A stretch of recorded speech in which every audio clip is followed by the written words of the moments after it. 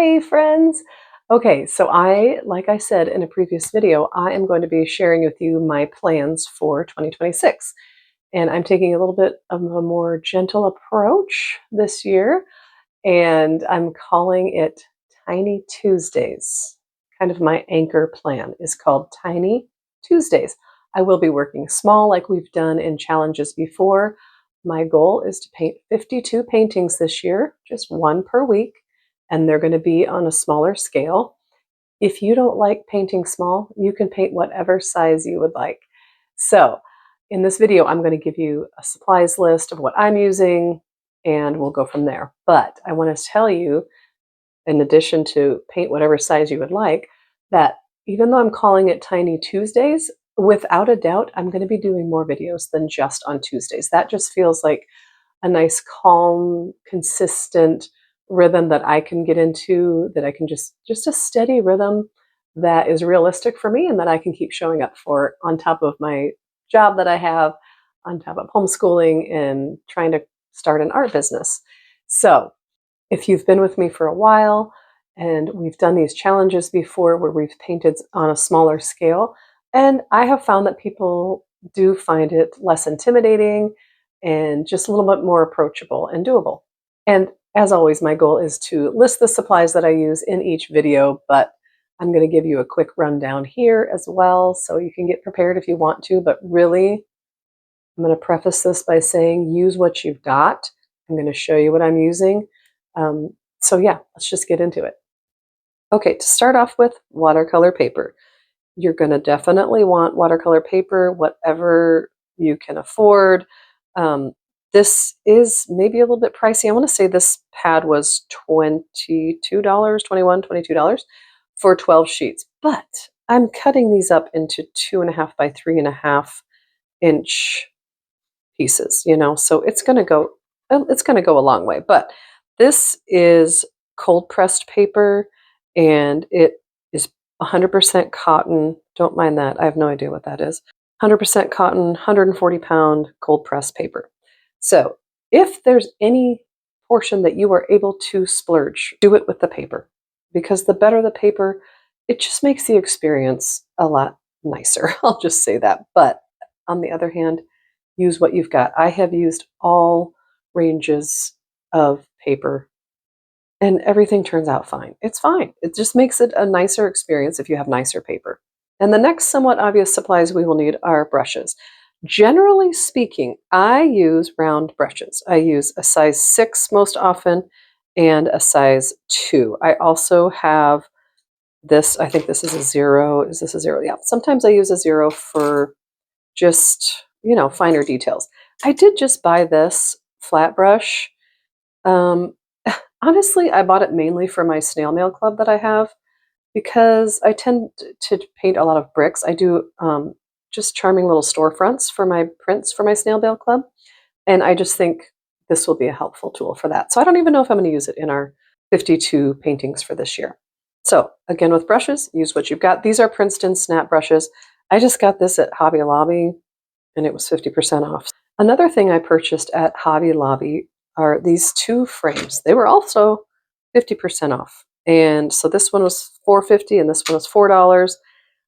I was really shocked to see the 2.5 by 3.5 inch size. I've seen the 2 by 3s, they have 3 by 3s, and then of course they have all the maybe more conventional sizes like 4 by 6, 5 by 7, that sort of thing. So if you go and they're not 50% off, wait to go the next week, and they will most generally be 50% off. So those I just think are going to dress up our paintings and just make them more of a statement piece, even though they're little tiny paintings. They'll be great for gifting or just tucking in little vignettes here and there in your own home. I would suggest using some sort of pencil. I don't use anything fancy. This is just a regular pencil. You can even use an old number 2 pencil, whatever you have. An eraser, preferably not this eraser. Generally, that's going to leave a mark on your paper. So a nice white eraser, kneaded erasers, just something along those lines. Okay, now, if you have been with me for any period of time, you know I like to use my Micron pens in my paintings. If you do not have it in your budget to have waterproof fine liners, don't worry about it. These are just black fine liners. They are archival ink and waterproof, but if you just have a Sharpie pen, let's say, or whatever, you just have to make sure that you use yours at the very end when all your paint is dry and you can't add any paint to it, unless you're going for the look of black ink bleeding into your paint. And I also like to use my size 10 jelly roll. I just find the bigger size, even the 8s work pretty good as well. They just work better than the smaller sizes. They don't skip as much. I love these and I use them. Just got them on Amazon. I will link everything for you if you're interested. You could use a Posca pen. The reason I use these is because white watercolor paint is translucent. So these are opaque and they just make some nice details. You could also use bleed proof white or white gouache. You have options. You might want to use some sort of tape, washi tape, Scotch tape, just whatever will work for the paper that you've got. If you want to tape off edges, that sort of thing. I don't often do that, but who knows? Maybe I will this year. I'm not really sure. But some sort of tape would be helpful in some cases. Something fun and new to me this year is I'm going to be dabbling with colored pencils. These are not watercolor pencils. They're just regular colored pencils that I purchased. I haven't even used them yet. I'm just going to show you real quick. This is a brand new set for me. I love that first row. Beautiful colors. I'm very excited to try these, and I'll just try them on camera with you, and we'll just see. I just want to get a little bit more into mixed media. Obviously, with the black pens and white pens, that's already considered mixed media, but I want to dabble with some colored pencils, so we'll see how that goes. This is not an expensive brand. Most people recommend Holbein or Caran d'Ache or Derwent, all the different kinds. I'm not willing to spend that money when I'm just trying them out. So these were on Amazon. I thought, come on, they're cute. And I just love the colors. So, and they get good reviews. So I got these and I've heard great things about Ardex. I think that's how you say it.